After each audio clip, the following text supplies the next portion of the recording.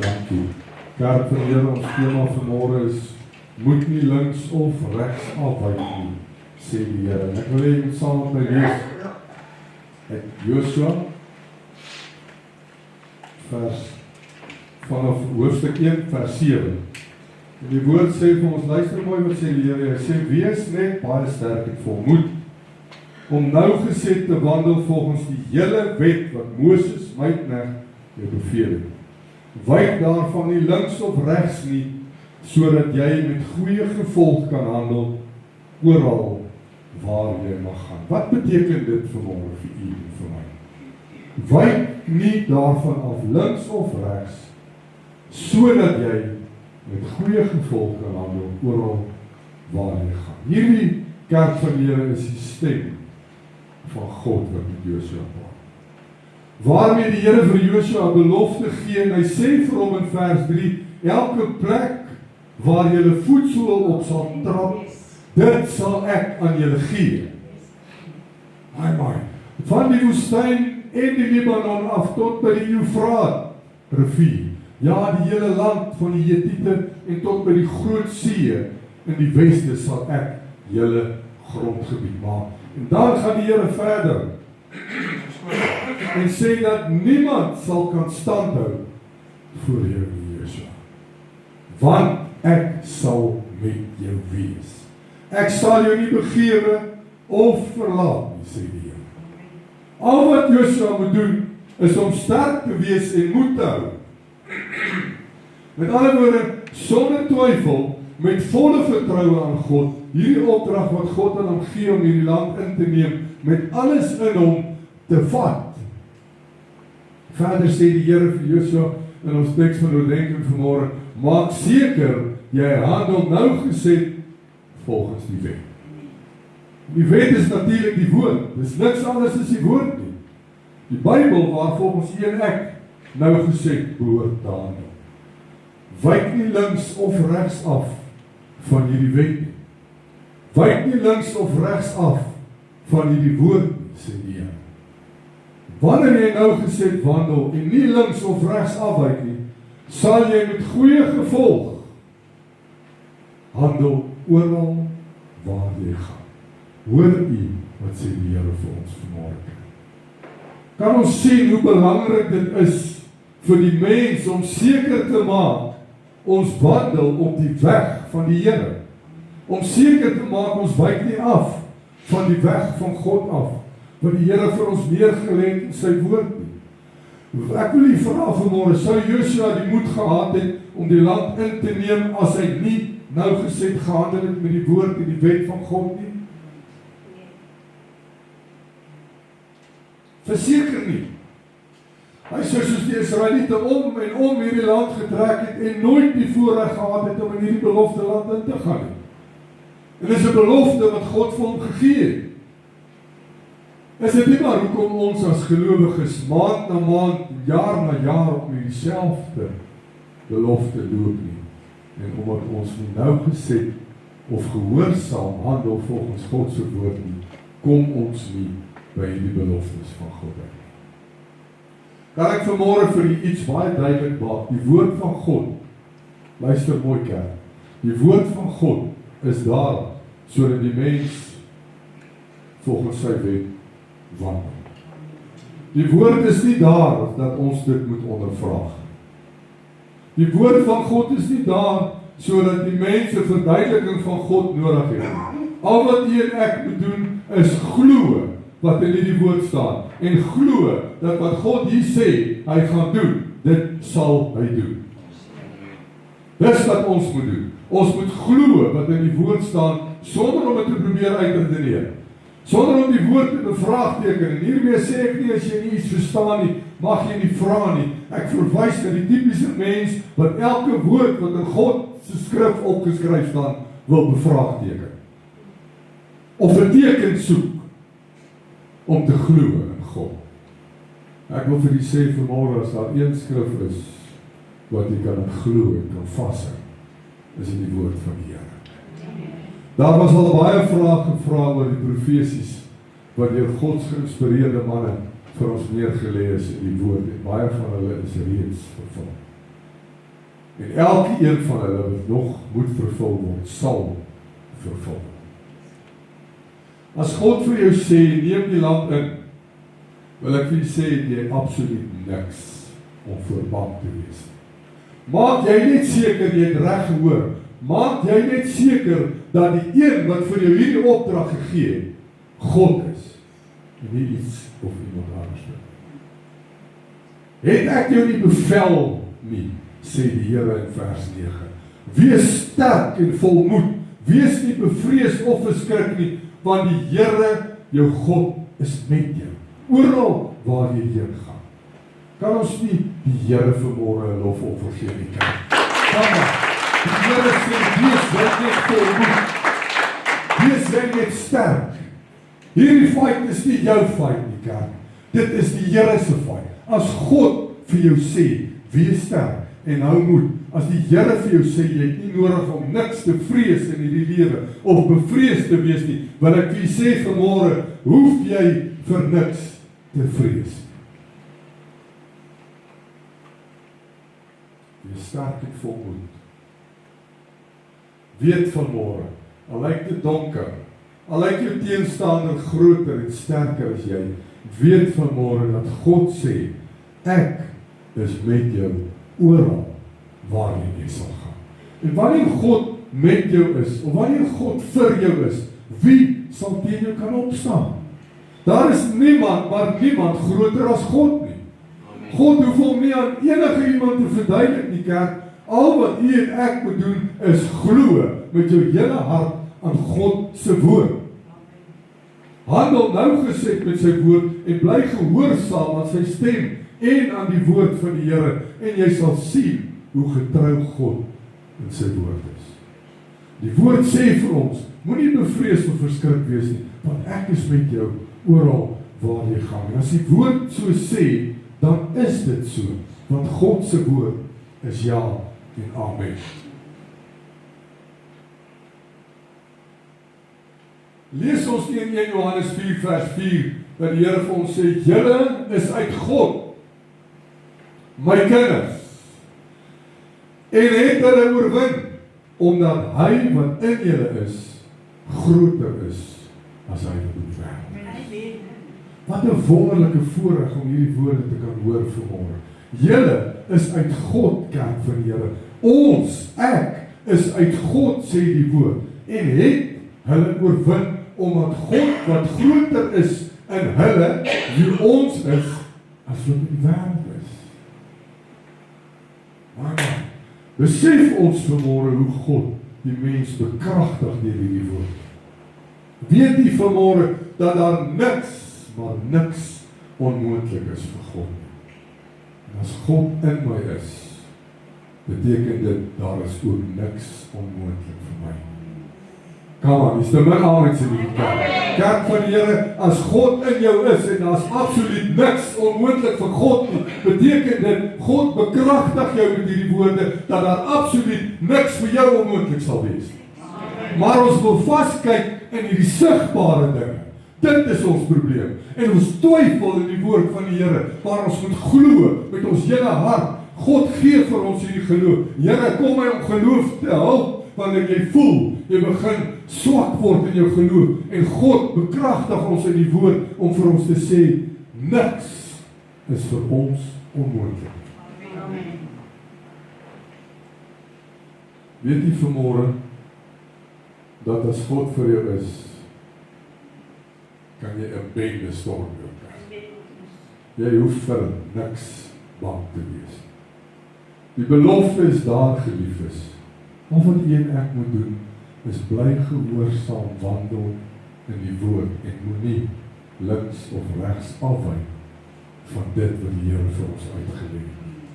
Wanneer 'n mens gehoorsaam wandel volgens God se woord, maak dit sekere geestelike deure ook vir jou oop in jou verhouding met die Here. Nou, alhoewel ons weet vanmôre, gehoorsaamheid is nie iets wat God se liefde verdien nie. Hy het ons lief met 'n onvoorwaardelike liefde. Al is jy hoe ongehoorsaam soos wat ons maar is. Elkeen van ons wat kinders het, verstaan dit vanmôre. Al is jou kind hoe ongehoorsaam, of word jy so kwaad vir hom, dat jy hom wil basically aanrand, is jy nog steeds lief vir hom. Daarom is dit so belangrik dat ons kinders in liefde digtig. En ek gee nie om wat die gouvernement sê nie, man. Die woord van God sê, dig diegene wat jy lief het. So werk daai roede, as ek nodig. Nie bang wees nie, man. Ek het altyd gesê, toe my kinders, dankie Here, het groot geword in die regime, wat ek met klappe links, rechts en senter uitgedeel het. En ek het altyd gesê, daar moet iemand voor my leer kom staan, en 'n klag kom lê, omdat my kinders gaan klaai, omdat hulle alies gebrand het, dan stop ek hom in hulle arms en sê, ek vat jy op. Jy wil ons nou groot maak, vat jy op. Ek sal wandel volgens wat die Here se woord vir my sê. As God se woord sê, is nodig om die boompie te buig terwyl hy jonk is, dan doen jy dit. Dis hoekom dit is en gaan soos wat dit gaan. Dis hoekom jy soveel rebellie in hierdie wêreld rondloop, want daar is geen dissipline meer nie. Want ons mag nie dissipline toepas nie. En ons is so vinnig om so gemaklik te word met wat die wet sê, dat ons stel nie eens belang wat hierdie wet sê. Hier is 'n wet wat ons behoort na te volg. Ons verdien nie God se liefde om gehoorsaam te wees aan hom. Maar dit posisioneer ons om sy blessings, sy leiding en teenwoordigheid voller te kan ervaar. Nou kom ons kyk bietjie na 'n paar van die belangrike deure wat sal oopgaan as ons nie links of regs afwyk van God se woord nie. Eerstens wil ek vir julle sê vanmôre, God se seën sal oor jou kom. Wanneer 'n mens gehoorsaam is, bring dit God se seën oor jou lewe. Met ander woorde, jy word gebless in jou werk, in jou kerk, in jou verhoudings, jou gesondheid en selfs jou finansies. Ek wil vir sê vanmôre, obedience is the key to God's blessings. In Deuteronomium 28 sien ons hoe God beloof dat seëninge kom oor diegene wat na hom luister en sy gebooie onderhou. Gehoorsaamheid plaas jou onder God se guns. En as God jou guns gee, kerk van die Here, is dit bonatuurlike guns. Daar kan 100 mense saam met jou in 'n interview instap en die pos sal joune wees. Want God se guns rus op jou lewe. Dis guns van God af. En waar ook al jy jouself vanmôre bevind, ek gee nie om in wat se posisie jy is nie. Ek wil vir jy sê, dis omdat God vir jou guns gegee het. Man, ek bid altyd as ek 'n site visit of 'n ding het of 'n tender meeting het, dan bid ek, Here, gee vir my die guns wat U vir Moses gegee het vir die volk. En ek kan vir U sê vanmôre, ek het laas week weer 'n meeting gehad en ek het ingestap in daai plek en ek ken nie die mense van geen kant af nie. En net so kan ek sien hoe God my guns gee. En toe ek daar uitstap, toe sê ek vir my vrou, hierdie werk is myne. Ek declare dit. En ek gaan dit doen. Ek gaan terugkom na U toe en ek gaan kom getuig daaroor. Want ek weet dat ek weet, my God het my reeds vooruit gegaan. Daarom kan ek vanmôre sê, loof en prys die naam van die Here van die leefsaam. En nou wil ek graag vir u lees, Deuteronomium 28 vers 1 tot 14. Nou dis al bietjie meer as wat die gewoond is om te lees, maar kom ons lees dit. As jy dan goed luister na die stem van die Here jou God, luister mooi wat sê hierdie skrif, om sorgvuldig te hou al sy gebooie, wat ek jou vandag beveel. Onthou kerk, dis as jy dan goed luister, sê die woord van God. Dan sal die Here jou God jou die hoogste stel, luister wat sê die Here, die hoogste stel bo al die nasies van die aarde. En al hierdie seëninge sal oor jou kom en jou inhaal as jy luister na die stem van die Here jou God. Geseënd sal jy wees in die stad en geseënd sal jy wees in die veld. Geseënd sal jy wees die vrug van jou liggaam en die vrugte van jou land en die vrug van jou vee. Die aandeel van jou beeste en die aandeel van jou kleinvee. Geseënd sal wees jou mandjie en jou bakskottel. Geseënd sal wees by jou ingang en geseën sal jy wees by jou uitgang. Die Here sal maak dat jou vyande wat teen jou opstaan, voor jou verslaan word. Op een pad sal hulle teen jou uittrek en op 7 paaie voor jou uitvlug. Die Here sal die seën oor jou gebied, in jou skure en in alles waar jy jou hand aanslaan, en hy sal jou seën in die land wat die Here jou God jou sal gee. Die Here sal jou vir hom as heilige volk bevestig, soos hy jou dit gesweer het. As jy die gebooie van die Here jou God hou en in sy weë wandel, luister mooi, en al die volke van die aarde sal sien dat die naam van die Here oor jou uitgeroep is, en hulle sal vir jou vrees, en die Here sal die goeie aan jou oorvloedig gee, en die vrug van jou liggaam, en in die vrug van jou vee, en in die vrugte van jou land, en in die, wat jou Here sal jou vaders met 'n eed beloof het aan jou gee.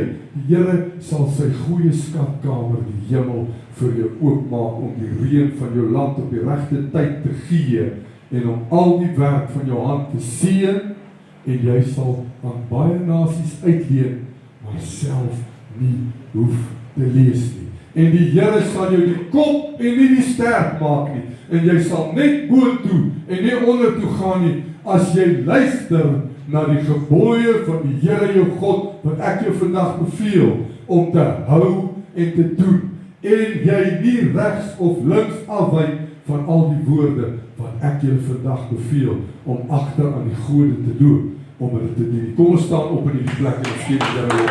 Kom ons staan.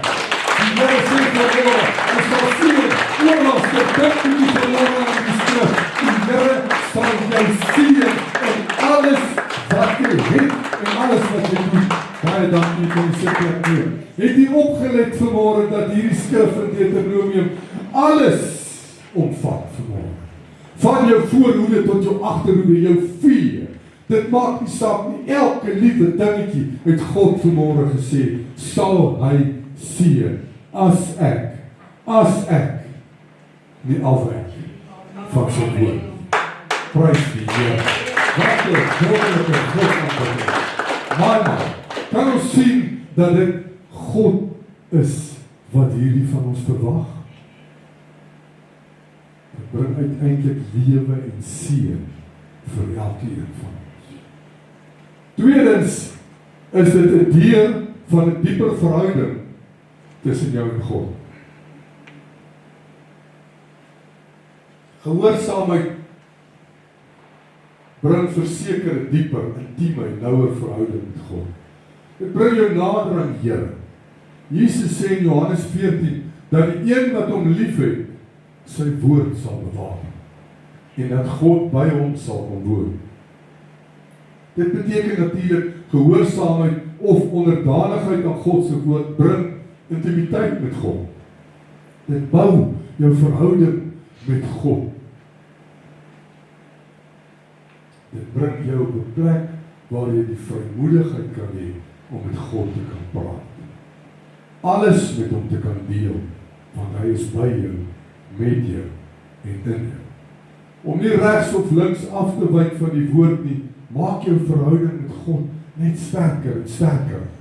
Dit bewys jou liefde aan God, want as jy hom liefhet, sal jy doen wat hy van jou verwag. Johannes 14, 23 en 24, het Jesus antwoord en sê vir hom, as iemand my liefhet, sal hy my woord bewaar, en my Vader sal hom liefhet, en ons sal na hom toe kom, en by hom woning maak. Hy wat my nie liefhet, luister mooi, bewaar my woorde nie, en die woord wat julle hoor, is nie myne nie, maar is van die Vader wat my gestuur het. Die derde een is 'n deel van geestelike insig en wysheid wat God jou gee. Wanneer iemand God se woord begin doen, begin hy dit beter verstaan. In Psalm 111:10 staan dat wysheid kom by die wat God se bevele doen. Met ander woorde, kerk, gehoorsaamheid bring openbaring in jou lewe. Ons weet vanmôre dat elke belofte van God se woord het 'n voorwaarde. En om in sy beloftes in te stap, moet ons soos Joshua alles doen wat God hom beveel het om te doen. Met ander woorde, Joshua het in aksie gekom. Hy het God se woord begin doen. Hy het opgestaan en hy het by sy magte gaan staan en gesê, dit is wat ek van julle verwag en dit is wat ons beplan om te doen.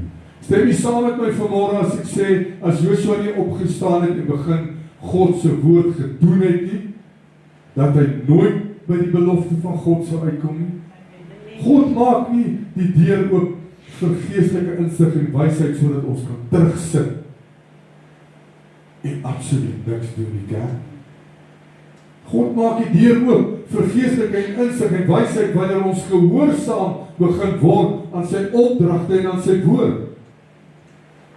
Vierdens maak God die deur oop van beskerming vir elkeen van ons. God beloof om beskerming te bied aan die wat in sy wil wandel. Met ander woorde, die wat nie links of regs van sy woord afwyk nie. Baie mense, selfs u en ek, het verseker al ervaar dat gehoorsaamheid aan God se woord ons telke male bewaar en beskerm het teen pyn en verkeerde besluite of vernietigende paaie. Maar vir u en ek, om in hierdie beskerming van God in te beweeg, moet ons gehoorsaam wees aan sy woord. Hoeveel verhoudings word vertrap en verbreek deur die vyand, omdat die mens wandel volgens God, nie wandel volgens God se woord nie. Dink bietjie daaraan. Hoeveel pyn en seer word nie veroorsaak wanneer 'n man en vrou, veral as daar kinders betrokke is, uit mekaar gaan. Dink bietjie daaraan. En hoekom gebeur hierdie dinge gewoon? Want ons wandel nie op die pad wat God vir ons gee om te wandel. Een van ons is besig om of links of regs af te ry.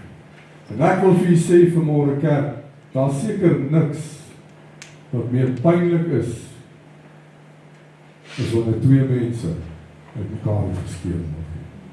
Ons is geneig om te dink dit raak net ons en die kinders. Nee. Wat van jou ma, jou pa, skoonma en skoonpa, broers en susters, elke een. Dis hierdie pyn en seer wat mense in hulle lewe ervaar, omdat ons nie gehoorsaam is aan die woord van God. Die meeste van die tyd is dit die geval. Een van die twee is ongehoorsaam aan die woord van God. En is hierdie tipe dinge waarteen God ons wil beskerm. Waarteen hy jou sal beskerm. As ons maar net wil luister na die stem van God en kan gehoorsaam wees aan sy woord. Kerk, hoekom kan jy by jou werkstasie onderdanig wees aan die reëls en die regulasies, maar as jy kom by God se woord, dan is dit 'n probleem. Hoe maklik is dit nie? Ek weet nou nie in die privaat sektor nie, maar in die mynbedryf, as jy by sekere plekke ingaan, moet jy sekere PPE dra. Protective equipment, vir die van die lewe wat het is. En daar sekere plekke waar jy moet loop, hulle noem dit 'n safe walkway, daar sekere plekke waar jy nie mag gaan sonder 'n respirator, en daar sekere dinge, sekere reëls en regulasies. En as jy daar wil werk, sal jy voldoen aan elke een van hulle. En ons val in daarby, ons kom in hierdie onderdanigheid in van hierdie werksplek se reëls. Maar as dit kom met die regulasies en die reëls van God se woord, dan sukkel ons. Of is dit dalk nie dat ons nie sukkel nie, dit is dalk dat ons net nie omgee.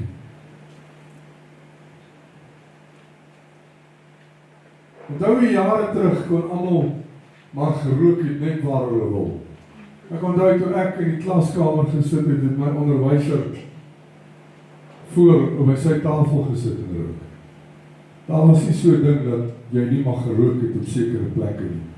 Almal ondergrond kon gerook het, elke ou ondergrond het rondgeloop en gerook, jy kon gerook het waar jy wil. En die oomblik, toe daar 'n wet inkom en sê, van nou af, sal daar 'n designated smoking area wees, wat gebeur? Ons is almal soos 'n klomp skape daar in die designated area. Want die reël sê nou, designated area. Maar as hierdie reël sê, beweeg so toe, dan doen ek dit nie. Hoekom nie? Waarmee sukkel ons? En dit is alles woord van God, wat ons vermaan om sekere dinge te doen. Elke een van ons kom om gehoorsaamheid van die wette en die regulasies.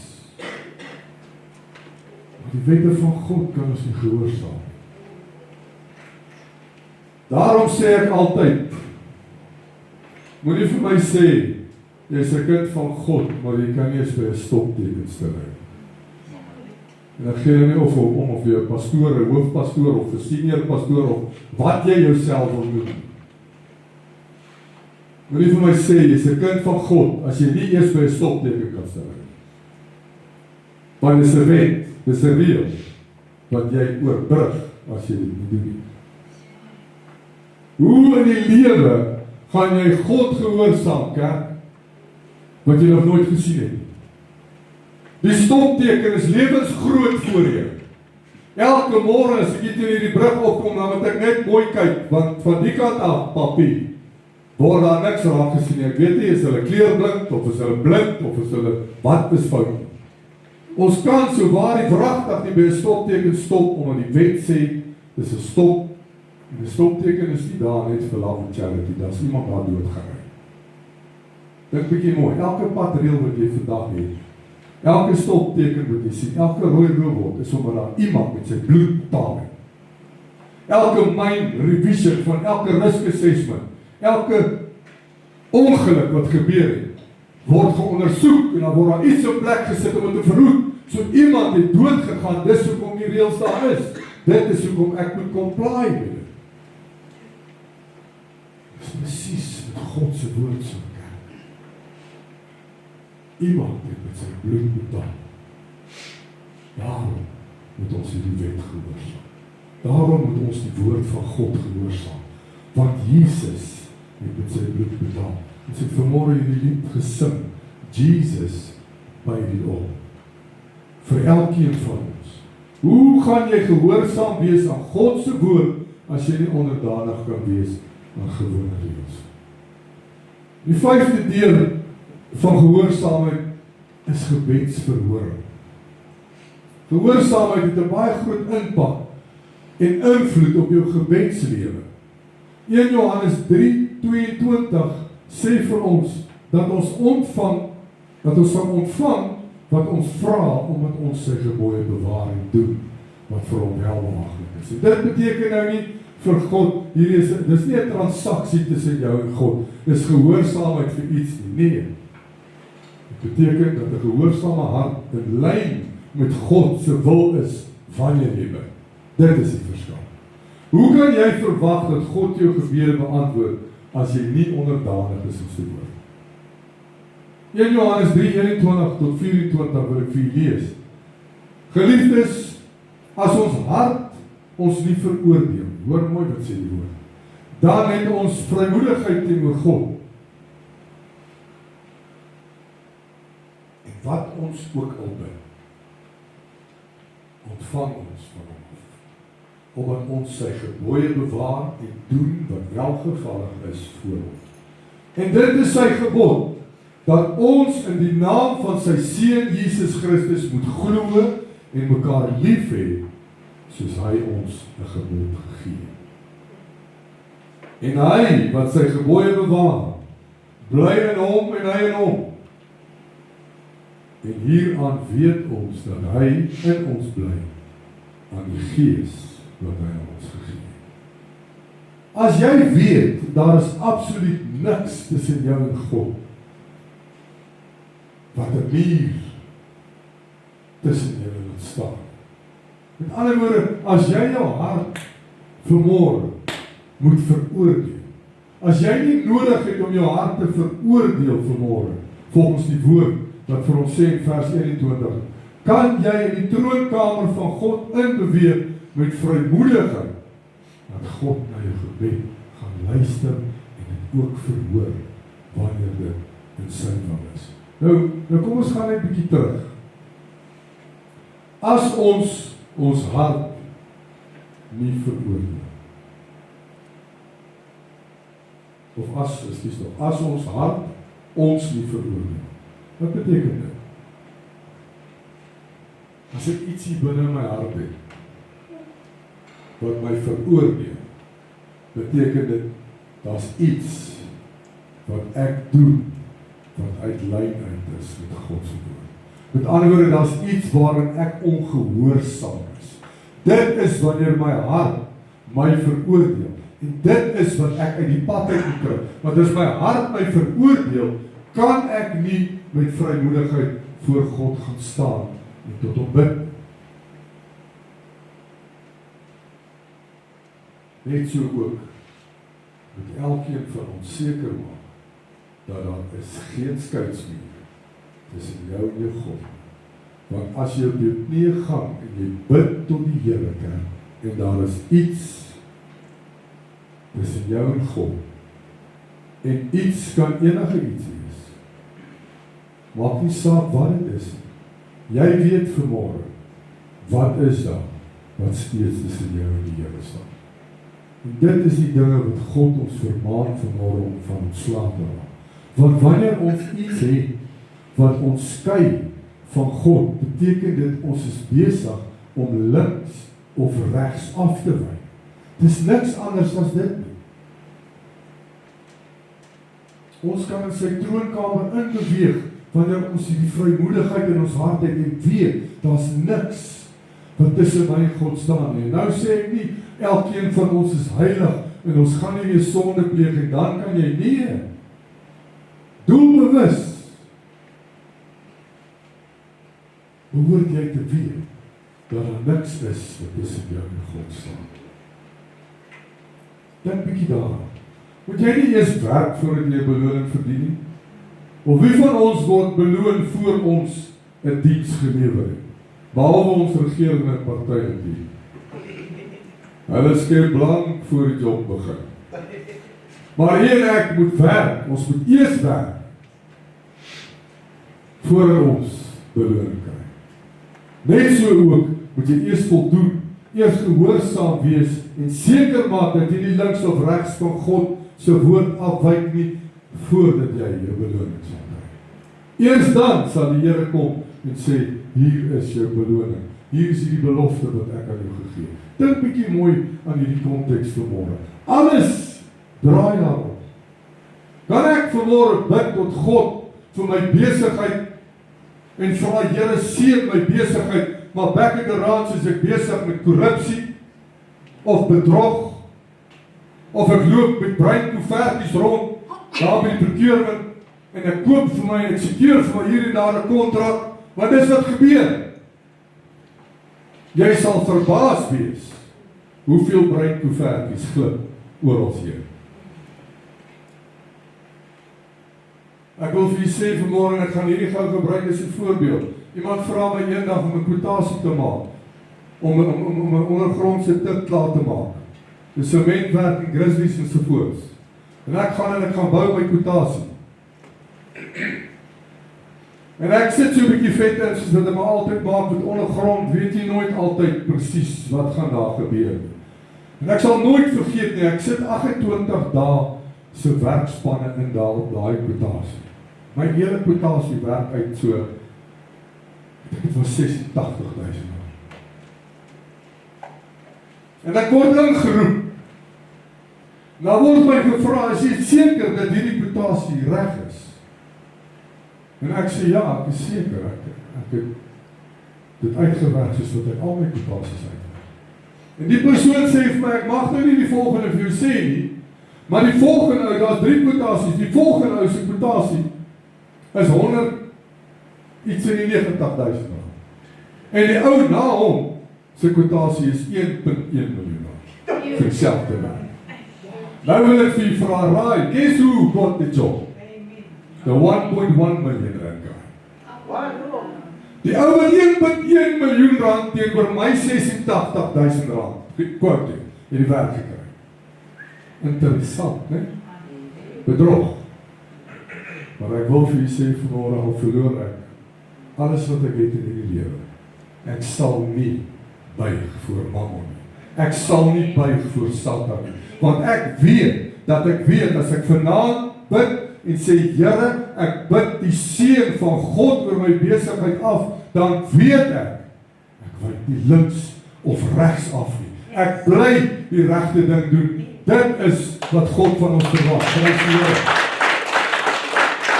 Dis skrikwekkend. Dis skrikwekkend. Daarom sê die Here, kerk, kom ons wees eerlik vanmôre.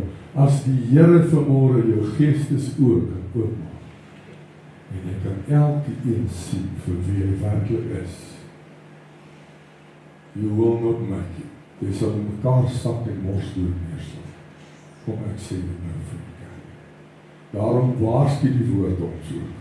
Die woord waarsku vir ons baie mooi, dat die wolwe in skaapklere rondloop.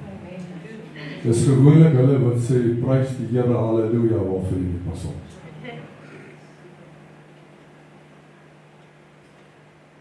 Eers wanneer jy jou deel doen, kan jy verwag dat God sy blessing met jou is, wat sal ons laat.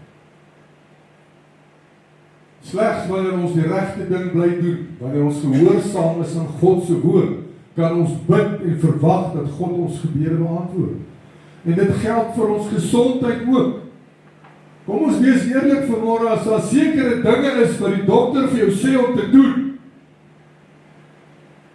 doen dit. Ek het so ruk terug, by die mediese stasie het hulle nou 'n probleem opgetel met my nierfunksie. En ek is nie iemand wat hou van water drink nie. Oh my goodness, dis iets wat my walg in die lewe. Ek kan nie water, ek kan nie sê ek kan nie, ek hou nie van water. En ek het so 'n bietjie begin, uiteindelik die vrou so 'n bietjie navorsing gedoen oor wat is negatief, wat dit nou nog kan vererger. En raai wat, ek het alles uitgeskakel. Ek drink nou 2 liter water 'n dag, prys die Here. Ek maak seker, dis nou al 3 weke, ek maak seker ek drink my 4 botteltjies water. Al is dit 9 uur in die aand, dan haal ek vir my laaste botteltjie, want ek weet, ek moet 4 van hulle drink. En ek maak seker ek doen dit. En raai wat, kerk vir die Here, nou kan ek na God toe gaan, en my hande op my niere lê en sê, Here, ek het alles gedoen wat ek moes doen. Ek bid in die naam van Jesus, dat U my nierfunksie sal optel en dit weer terugbring na normaal toe, want U sal dit vir my doen. Prys die Here. Maar ek moet eers iets doen. Ek moet iets doen. Ek kan nie net terugsit en sê, Here, doen alles. Nee, dis nie wat God van ons verwag nie. Ons behoort gehoorsaam te wees, selfs aan hierdie dinge. Daai dokter weet baie beter as jy, man. Baie beter. Eers wanneer ek my beste doen, wil ek vir U sê vanmôre. Dis wanneer ek na God toe kan kom en vra, Here, doen U nou die res. God kom dan en hy doen die bonatuurlike, wanneer ek begin bid tot hom. Eers dan sal hy my gebede beantwoord en dit wat ek voor vra. Dis soos 'n man wat sy vrou soos 'n hond behandel, nooit niks goeds te sê het vir haar nie. Haar verneder om elke hoek en draai, maar die dag as hy besluit om te loop, dan moet God nou ingryp.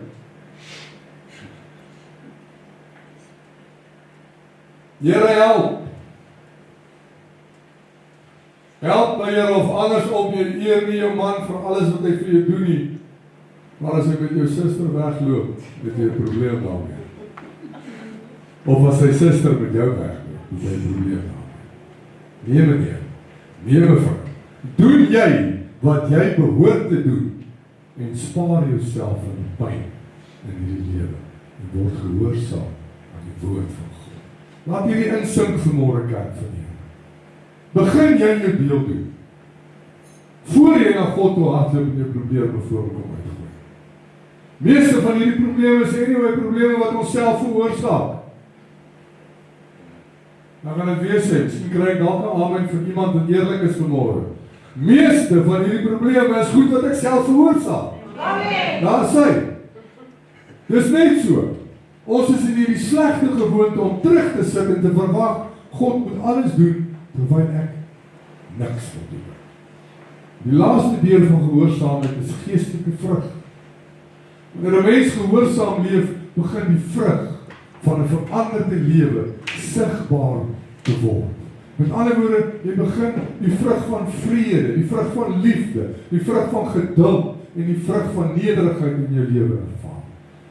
'n Boom wat gesond is, dra goeie vrug.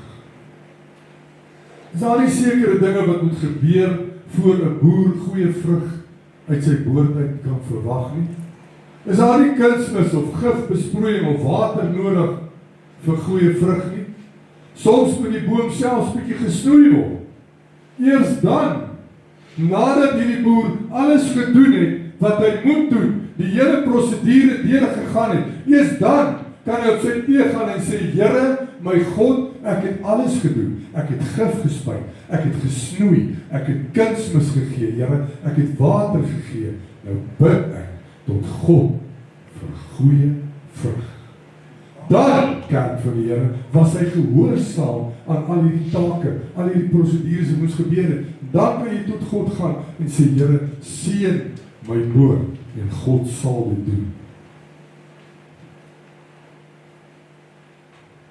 Net so is dit bitter noodsaaklik vir ons as gelowiges om seker te maak.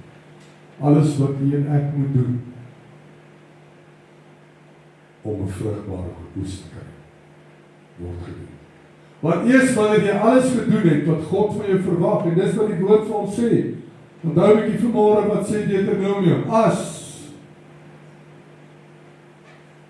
jy gehoorsaam is, as jy nie afwyk van God se woord nie, as jy nie links of regs afwyk nie, sal God jou sien. Eers wanneer jy alles gedoen het wat God van jou verwag, staan die beloning voor jou deur.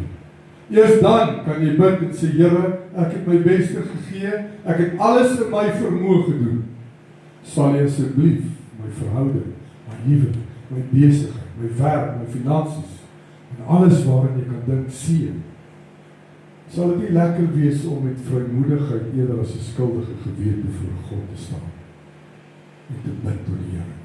Wat beteken dit werklik dan om gehoorsaam te wees aan God en nie links of regs af te wyk? Gehoorsaamheid, kerk, bring ons hart in lyn met God. Wanneer iemand volgens God se woord leef, begin sy hart en sy begeertes verander.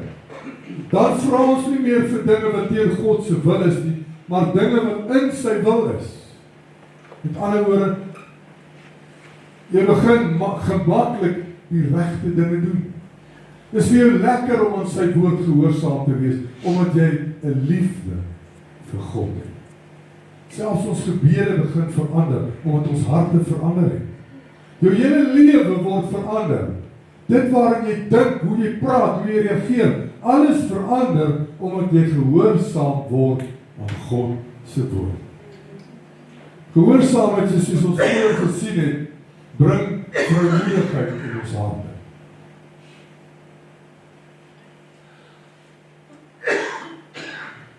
Vrymoedigheid voor God, dink bietjie daaraan. As ek elke dag dieselfde dinge doen, en elke dag vir God vra vir vergifnis, en ek kom by die troonkamer van God, weet ek hierdie skuldige gewete in my hart is besig om my te oordeel, wat ek weet. Elke dag sê ek vir die Here, ek gaan ophou met hierdie. Here, ek gaan ophou met hierdie. Here, ek gaan ophou met hierdie, maar ek hou nie op met dit. Dan stap ek met hierdie skuldige gewete voor God in, en ek het die vrymoedigheid om eers op te kyk, om te sê, Here, hier is ek het hulp nodig. Het jy al gesien, dat mense jou partymal nie in die oë kan kyk nie? Hoekom? Skuldgevoelens. 'n skuldige gewete.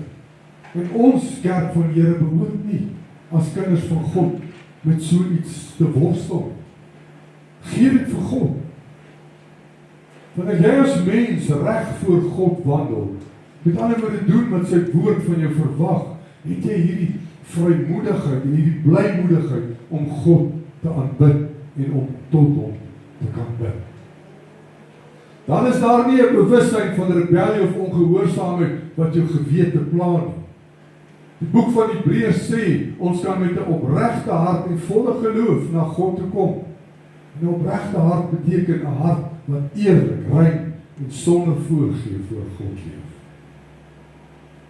Dit is iemand wat nie net God met woorde dien nie, maar wie se hele binnekant en buitekant ooreenstem in gehoorsaamheid teenoor God.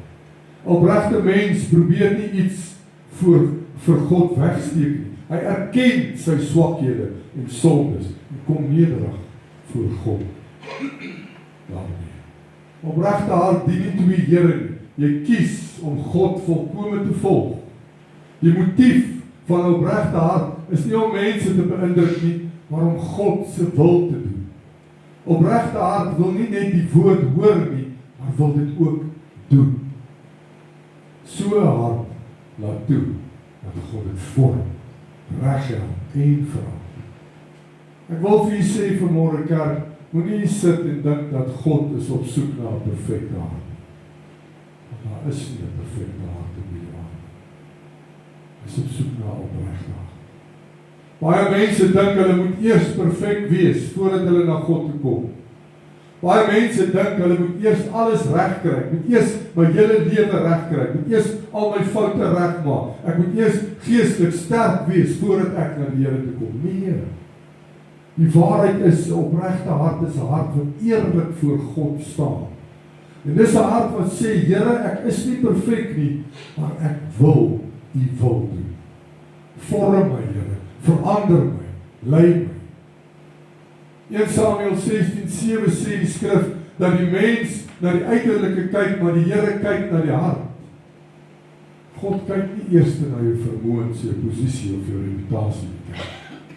Hy kyk na die gesindheid van jou hart.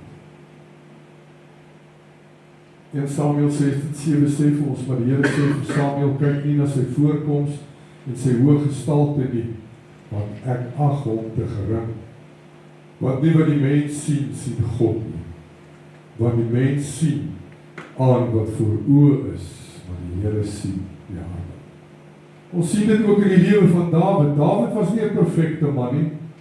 Hy het baie foute gemaak, selfs groot foute. Maar tog word hy beskryf as 'n man na aan God se hart. Omdat hy altyd met 'n nederige en opregte en gebroke hart teruggekeer het na God.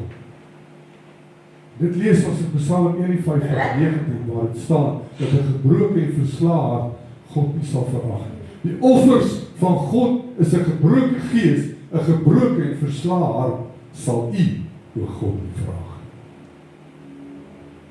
Opregte hart beteken ek leef nie dubbel.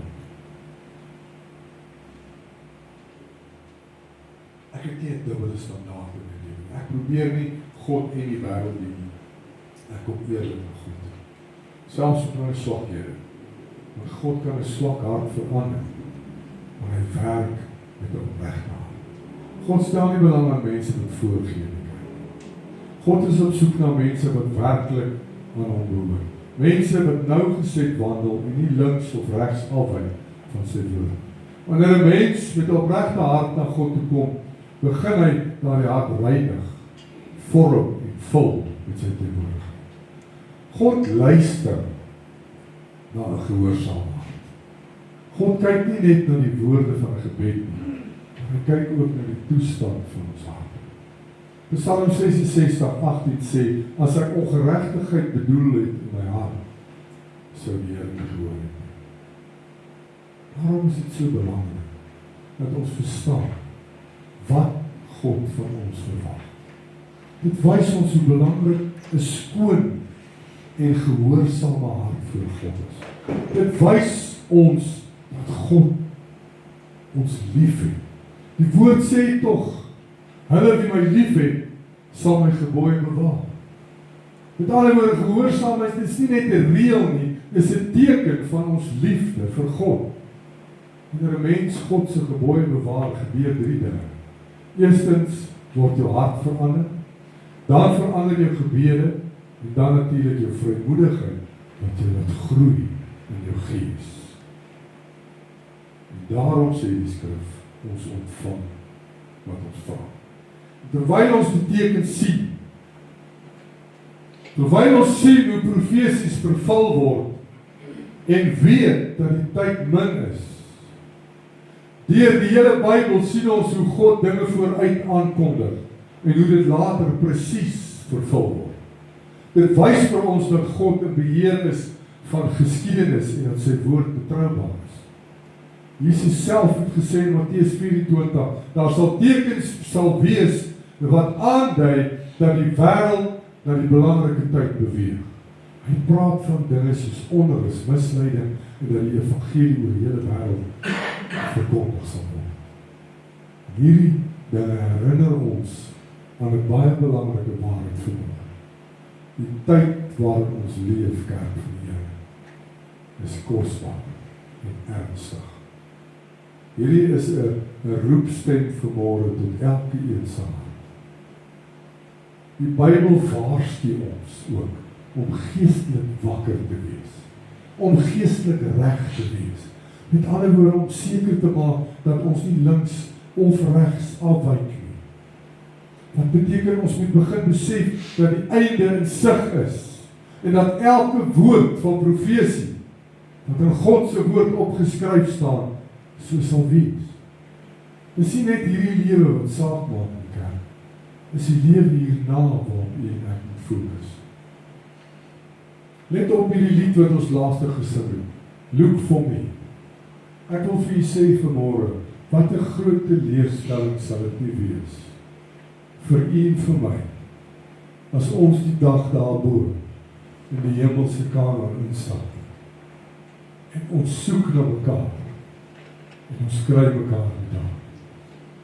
Wat 'n teleurstelling sal dit wees vir 'n prediker om in die hemel te kom as hy dit gaan maak, en hy soek na elke een van sy mense wat in die banke gesit het Sondag na Sondag, en hy kry hulle nie.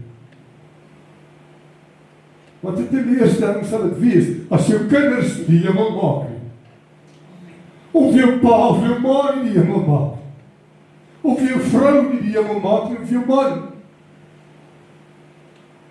Wat 'n teleurstelling sal dit nie vir u wees om my te soek daarbo en jy kry my nie daar nie. Daarom is dit belangrik dat ons besef, die tyd loop uit, kerk. Ons kan nie bekostig om vir een oomblik links of regs af te wyk nie. Daarom het ek hierdie pleidooi vanmôre by elkeen van u wat hier sit. Elkeen wat miskien na hierdie uitsending gaan kyk. Die tyd is besig om uit te loop. Kyk na die tekens wat God vir ons gegee het. Môre is nie gegarandeer nie. Dis nou die tyd om jou lewe reg te maak met die Here. Ons weet en ons sien elke dag hoe mense in motorfietsongelukke en voertuigongelukke, kinders wat in busse dood gegaan het, mense wat in hospitale ingaan en nooit weer uitkom nie. Ons sien dit elke dag. Maar steeds word ons nie wakker uit hierdie slaap uit waar ons sit nie. Steeds sukkel ons om gehoorsaam te wees aan God se woord, wat nie so moeilik is nie. Ek sê nie vanmôre ons gaan leef sonder sonde in die kerk, maar doelbewuste sonde is heeltemal iets anderste. Kry klaar met sonde. Kry klaar met hierdie weë wat nie van God af is nie, voordat dit te laat is. Romeine 13 vers 11 tot 14 sê vir ons, en dit te meer, omdat ons die omstandighede ken, dat die uur vir ons reeds daar is om uit die slaap wakker te word, want die saligheid is nou nader by ons, as toe ons gelowig word het. Die nag het ver gevorder, en dit is amper dag. Laat ons nie die werke van die duisternis aflê en die wapens van die lig aangord. Laat ons welvoeglik wandel soos in die dag, nie in brassery en dronkenskap, nie in ontug en ongebondenheid, nie in twis en nydigheid nie, maar beklee julle met die Here Jesus Christus en maak geen voorsorg vir die vlees om sy begeerlikhede te bevredig nie. Dit beteken ons moet nie ons lewe mors met dinge wat geen ewigheidswaarde het. Hoor vanmôre die roepstem van die Here kerk. Die Here roep vanmôre elke een van ons nader, om nader aan hom te leef en die sonde te los. Want 'n opregte hart doen wat God hom behaag. Opregte hart sal gereed wees die dag van sy koms. Jesus sê vir ons in Lukas 21:28 dat wanneer hierdie dinge begin gebeur, ons hoof moet oplig, want ons verlossing is naby. Die vraag wat jy en ek vir onsself vanmôre moet vra, is nie net of ons kan sien hoe die profesies vervul word, maar ek moet myself die vraag vra, as wandel ek volgens die woord van God? Die vraag wat ek vir myself moet vra is my hart opreg as ek vanmôre voor God staan? Die vraag op my lippe moet wees, as die bassein nou sou blaas, waar sal ek myself bevind? En ek wil vir u sê, kerk van die Here, daardie is 'n dag wat niemand jou kan help nie. Nie jou pastoor nie, nie jou ma nie, nie jou pa nie. Die dag, as jy jou oë oopmaak in 'n plek waar jy nie wil wees nie, is dit te laat. Daar's geen omdraai nie, daar's geen debat, daar's geen beredenering nie, daar's absoluut niks wat jy in hierdie lewe kan doen of sê wat God se besluit anders gaan maak nie. As jou naam nie opgeskryf is in die boek van die lewe in die kerk, dan mis jy die hemel. En jy sal gewerp word in die ewige poel van vuur.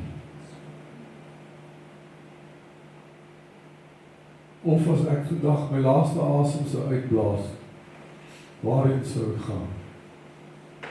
Ek wil vir u sê, om net kerk toe te gaan is nie genoeg nie. Want die hel sal vol wees met mense wat in die kerk gesit het elke Sondag. Dis hartseer, maar dis die waarheid. Hoekom? Omdat God die hart ken van elke mens. En die mens daardeur geoordeel sal word.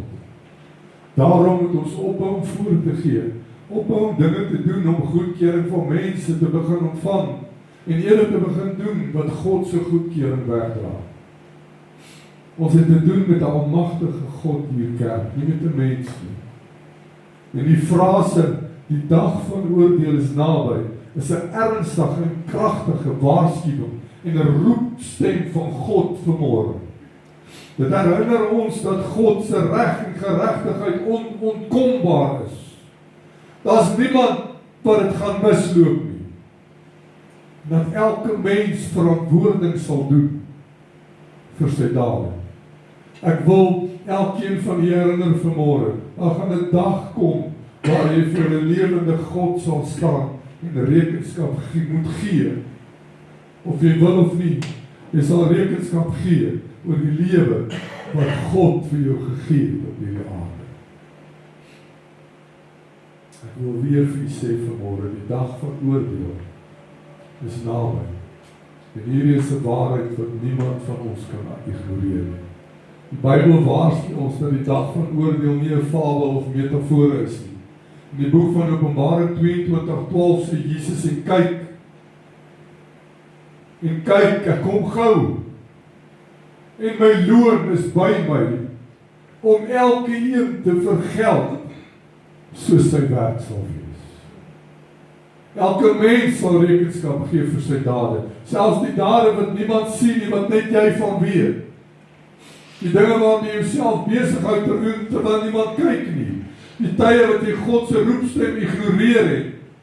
Alles, maar alles sal ten volle geopenbaar word, die dag wanneer jy voor God staan. Hierdie boodskap is 'n roepe vanmôre tot bekering. Omdat die oordeel naby is, roep God mense tot bekering, om terug te keer na hom toe. Die Here roep elke verlore siel vanmôre. Die Here roep elke ongehoorsame tot gehoorsaamheid vanmôre. Jesus het nie verniet gesterf aan die kruis. As daar een siel verlore gaan, beteken dit Jesus het verniet gesterf vir daardie persoon. Die marteling wat hy moes deurgaan, was verniet. Ons behoort nie een die hemel te mis. Jesus het aan die kruis gesterf, sodat u en ek vry kan wees.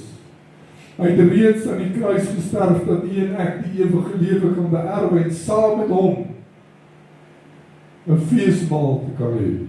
Maar as ons afwyk na links of na regs en ongehoorsaam bly aan sy woord, sal ons die hemel mis. 2 Petrus 3 vers 7 tot 10 wil ek vir u lees. Maar die teenswoordige hemel en die aarde is deur dieselfde woord as 'n skat weggelê en word vir die vuur bewaar teen die dag van die oordeel en verderf van die goddelose mense. Goddelose mense beteken mense wat sonder God deur die lewe gaan. Dit beteken mense wat ongehoorsaam is teenoor God se woord, mense wat rebels is teenoor God se woord.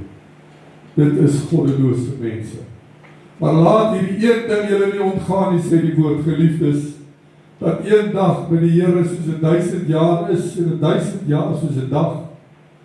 Die Here vertraag nie die belofte soos sommige dit vertraging ag nie. Maar hy's lankmoedig oor ons en wil hê dat sommige nie moet vergaan nie, maar dat almal tot bekering kom. Maar die dag van die Here sal kom soos 'n dief in die nag, waarin die hemele met gedruis sal verbygaan en die elemente sal brand en vergaan en die aarde en die werke wat daarop is sal verbrand. Ek wil vir u sê vanmôre, as jy afwyk na links of na regs, beteken dit jy sal deel wees van hierdie aarde en die werke daarvan wat sal verbrand. Dit is 'n oproep om jou hart reg te maak en jou lewe in lyn met God se wil te bring. Dit is 'n waarskuwing wat God vir ons gee oor tyd. Tyd is kort. In Romeine 13 staan dit geskrywe, dit is nou die uur om uit die slaap wakker te word. Daar is nie meer tyd nie, kerk. Ons kan nie bekostig om onverskillig te lewe nie. Veral nie met jou verhouding teenoor God nie. Want die dag van oordeel kom onverwags soos 'n dief in die nag, sê die woord. 'n boodskap van hoop vir die regverdige. Vir die wat op God vertrou en gehoorsaam leef volgens sy woord, bring die oordeel geen vrees nie, maar verlossing en beloning. Die dag van oordeel herinner ons dat God se geregtigheid en sy heiligheid absoluut is. En dat ons gereed moet wees. Nie omdat ons dit kan probeer verdien nie, maar omdat ons 'n opregte hart en geloof in Christus Jesus het. Kom terug na God toe voor dit te laat is. Geliefdes, God wag op jou met 'n hart vol liefde en geduld. Hy sien jou worstelinge vanmôre. Hy weet van jou foute vanmôre. Hy ken jou gebrokenheid vanmôre. Maar tog sê die Here, kom na my toe, want ek sal jou vrede gee. Ek sal jou hartbeserings vir jou genees. Ek sal jou dra en ek sal jou lei. Dit maak nie saak hoe lank jy al weg was. Dit maak nie saak hoe groot jou sonde vir jou voel. God se liefde is groter as dit alles. En sy arms is wyd oop vir elke een van ons vanmôre. Die skrif sê vir ons in Jesaja 55, soek die Here terwyl hy nog gevind kan word. Roep hom terwyl hy naby is. Laat die goddelose sy weg verlaat en die ongeregtige sy gedagtes en laat hom terugkeer na die Here. Vandag is nog 'n dag van genade. Moenie wag tot dit te laat is nie. Moenie wag tot jy voel jy het te veel foute gemaak. Kom na God toe, net soos wat jy is, met 'n opregte hart en ervaar vanmôre die vergifnis en die vrede en die vreugde wat net hy kan gee. God staan vanmôre en liefde en wag vir elke een van ons om terug te keer na hom toe. Kom ons bid saam. Vader, vanmôre terwyl elke een se oë gesluit is, wil ek vanmôre 'n uitnodiging maak. En ek bid dat die vyand nie nou die oorhand sal kry in ons vrymoedigheid nie. Ons hoor vanmôre hoe die stem van God roep na elkeen van ons, Here, wat teruggegly het in die wêreld, en elkeen van ons wat vanmôre hier sit en weet, daar is steeds dinge in my lewe waarin ek ongehoorsaam is teenoor God se woord. Dan bid ek vanmôre, Vader, dat U in elkeen se hart sal werk. Dat ons om hemelsnaam nie op 'n punt kom, Here, waar ons agterkom, dit is te laat nie. Dat ons nie eendag gaan staan voor God en sê, Here, plek ek het maar net daai dag, toe U my naam geroep het, opgestaan en gesê, Here, ek gee vanmôre my hart weer opnuut na U. Ek wil vanmôre voor U staan, Here, met 'n rein hart. Met al my foute en al my swakhede kom ek vanmôre voor U, Here, en ek bekeer myself weer vanmôre opnuut tot God, want ek weet dit is nodig om te doen. Ek wil vanmôre hê elke een wat vanmôre voel dat hy die Here nodig het en weer opnuut wil terugkeer na God toe. Steek net vinnig jou hand op en sak dit weer. Prys die Here. Prys die Here. God roep vanmôre elkeen van ons uit die naam. Ons weet vanmôre, Here, wat doen ons verkeerd, ons weet waar lê ons foute, ons weet waar is ons ongehoorsaam. Maar ons kom vanmôre voor U, Here, wat ons weet. Die genadedeur van God staan steeds oop. En daardeur wil ons instap vanmôre onder die troon van 'n lewende God en sê, Here, vergewe elkeen van ons vir ons ongehoorsaamheid. En ek wil bid dat U ons sal lei, Here, elke dag, as ons in die môre ons oopmaak, dat ons eers sal sê, Here, hier begin ek hierdie nuwe dag. En ek wil vanmôre op die weg van God beweeg. En die oomblik wat ek ervaar, ek is besig om van hierdie pad af te wyk, dat ek sal stop in my spore en onmiddellik sal opkyk in die hemel en sê, Here, help my, want ek wil nie doen wat U nie van my verwag nie. Ek wil U behaag met my hele lewe, Here.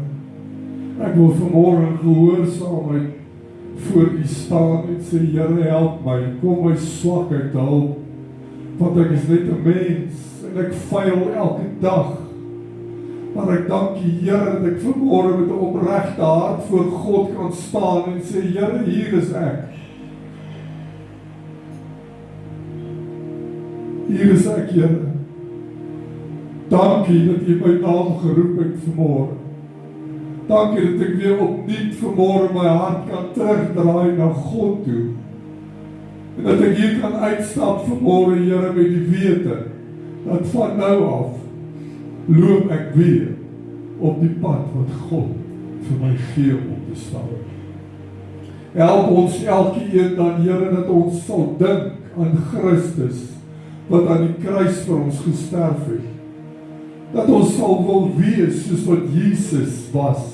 Dat ons sal streef daarna, Here, om kruisgelyk te word, om soos Christus Jesus te wees.